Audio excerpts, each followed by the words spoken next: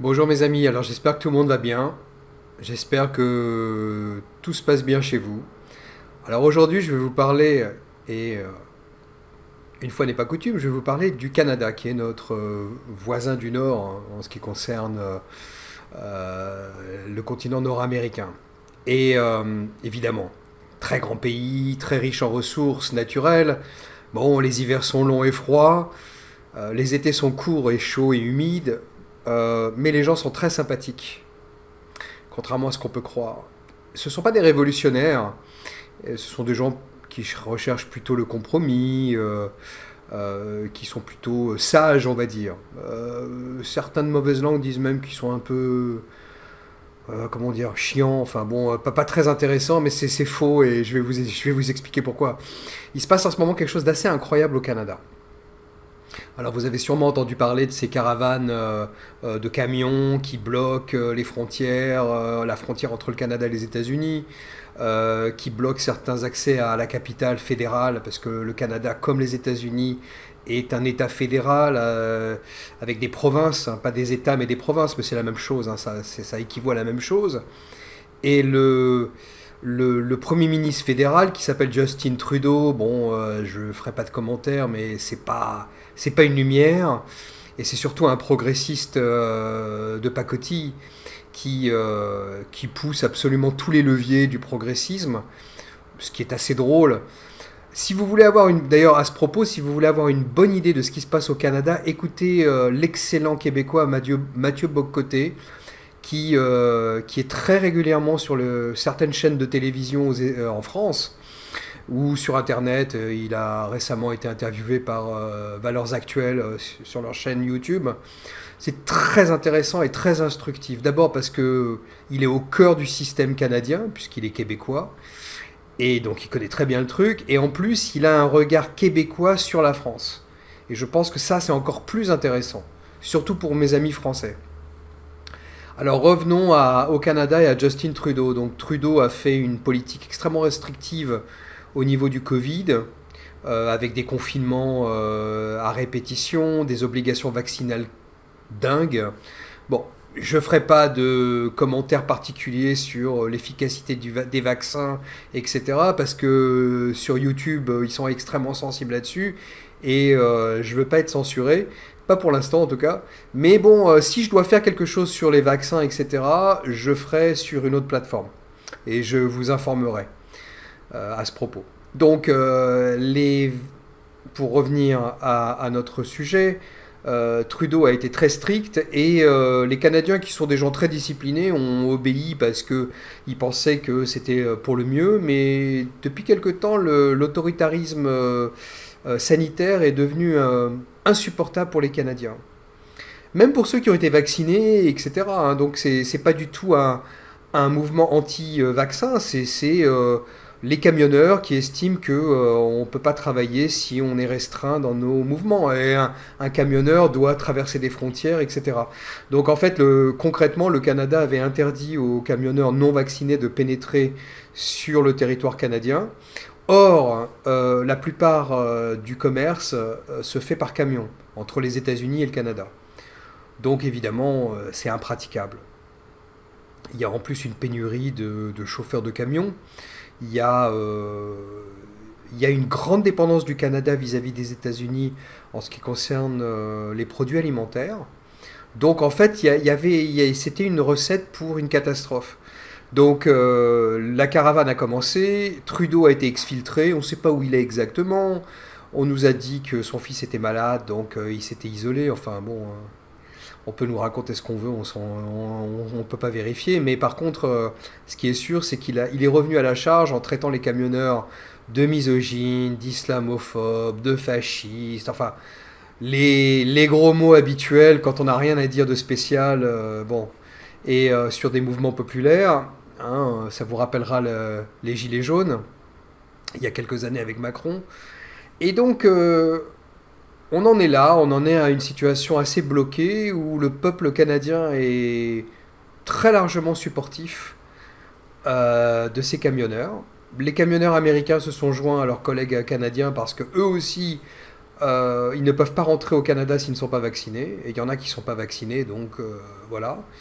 Et c'est logique. Et donc il y a une solidarité assez forte du peuple canadien.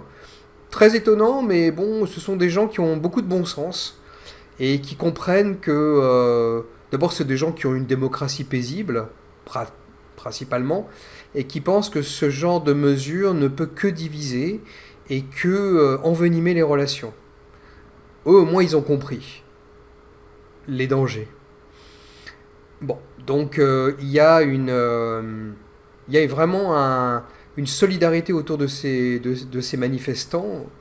Et tout est paisible, calme, sympathique. Ils dansent dans les rues. Il fait -25 en ce moment au Canada, -25 degrés Celsius, ce qui est extrêmement froid, bien sûr, comme vous pouvez l'imaginer. Et donc, bon, ces gens-là sont très, très courageux. Bon, donc voilà. Alors, à propos de Canadiens, et là, je vais faire une tangente. Bon, j'en ai pas l'habitude, mais j'essaye un petit peu d'ouvrir le champ. Il y a un autre Canadien qui a fait parler de lui récemment, c'est le chanteur de folk Neil Young. Alors, je suis persuadé que 95% des gens qui m'écoutent ne savent pas qui c'est. Bon, c'est un chanteur de folk music canadien qui a fait sa carrière plutôt dans les années 70-80. Il était membre du groupe Crosby, Still, Nash Young. Pour ceux qui sont branchés rock alternatif des années 60, 70, 80, peut-être vous connaissez quelques chansons. Alors moi je suis pas très très familier avec cette musique, enfin de Neil Young. Il y a juste une chanson qui avait fait parler d'elle, c'est une chanson qui s'appelait Southern Man, où il était très critique vis-à-vis des gens du Sud, et vous connaissez mon attachement pour les gens du Sud. Mon affection pour les gens du Sud et pour le Sud des États-Unis en général. Et donc, cette chanson était extrêmement méprisante et arrogante vis-à-vis des gens du Sud, les traitant de racistes, enfin bon, truc classique. Et à l'époque, un autre groupe avait répondu en faisant une chanson qui s'appelle Sweet Home Alabama, qui est une chanson qui revient tout le temps dans le cinéma américain quand on parle du Sud, qui est une chanson extrêmement sympathique, qui d'ailleurs répond à Neil Young, donc déjà à l'époque.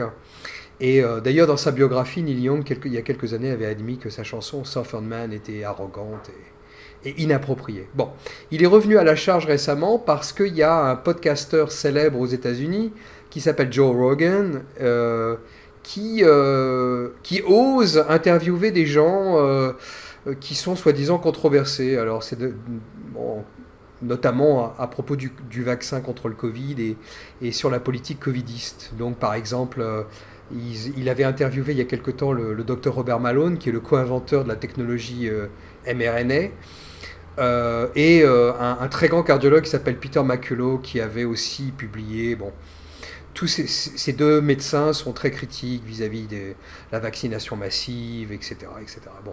Donc Joe Rogan les avait interviewés. Joe Rogan fait des interviews de 2 à 3 heures à chaque fois. C'est des interviews fleuves. C'est absolument incroyable. Et son audience est plus importante que CNN. C'est un truc de fou. Donc Joe Rogan est quelqu'un de très très très très très écouté aux États-Unis. Et pas seulement par les jeunes, mais par beaucoup de gens venant de tous les milieux. Et il pose des questions toujours très pertinentes, très intéressantes. Il va au fond des choses et et il laisse parler les gens. Et c'est très intéressant. Donc Neil Young, Joe Rogan est sur la plateforme Spotify que peut-être vous connaissez et utilisez tous les jours. Et il y a eu un mouvement qui voulait censurer Joe Rogan sur Spotify. Joe Rogan a un contrat de 200 millions de dollars avec Spotify. Donc s'il se fait virer par Spotify, il s'en fout, il va garder les 200 millions. Mais bon. Mais il y a des gens, je vous laisse deviner quelle tendance, qui voulaient le censurer, le dégager de Spotify. Ils n'ont pas réussi. Donc qu'est-ce qu'ils ont fait? Ils ont poussé certains artistes, notamment Neil Young, à retirer leur catalogue de Spotify. Bon, je ne sais pas combien de chiffre d'affaires Spotify fait avec les chansons de Neil Young, mais ça ne doit pas être équivalent aux 200 millions du contrat de Joe Rogan. Donc, ça a marché un petit peu, puisque Joe Rogan est obligé maintenant de mettre un avertissement avant chaque vidéo en disant que bon, évidemment, vous devez faire attention à votre santé, enfin des conneries comme ça. Enfin, c'est hallucinant. Il a accepté, j'étais très déçu. Je pensais que c'était un garçon beaucoup plus solide que ça, mais non. Très déçu par sa réaction, où il s'excuse, etc. Il n'y a aucune raison de s'excuser, il n'y a aucune raison surtout de mettre un avertissement, hein. C'est comme aux États-Unis maintenant, quand on achète un café à McDonald's, il y a un avertissement, attention, le café est chaud, vous pouvez vous brûler. Oh, c'est du café chaud. Bon. Alors ça ne veut pas dire que les Américains sont des cons, hein. Enlevez-vous ça de la tête. Les Américains sont des gens très intelligents, mais comme dans toute population, il y a une proportion d'imbéciles. Et c'est pour cette petite proportion d'imbéciles qu'on fait toutes ces choses. Et voilà, donc donc Neil Young, a retiré ses chansons de Spotify. Il y a d'autres chanteurs de gauche, ah ouais mince, ça y est j'ai dit de quelle tendance, qui ont aussi enlevé leur catalogue. Bon, Joe Rogan reste sur Spotify et d'ailleurs ça a augmenté son audience, ce qui n'est pas étonnant. Mais bon, il y a donc deux tendances. Il y a une tendance autoritaire chez les Canadiens, hein, Trudeau, Neil Young, de censure, et il y a une tendance plutôt de liberté, d'indépendance, comme notre cher Bob Coté. Donc, et d'autres d'ailleurs, il y a Ezra Levant qui est un anglophone canadien qui est aussi très impliqué dans cette caravane de soutien à cette caravane. Il y a d'autres, il y a Jordan Peterson qui est un psychologue qui est aussi très, on va dire, conservateur dans le sens où il respecte la démocratie, la liberté d'opinion, etc.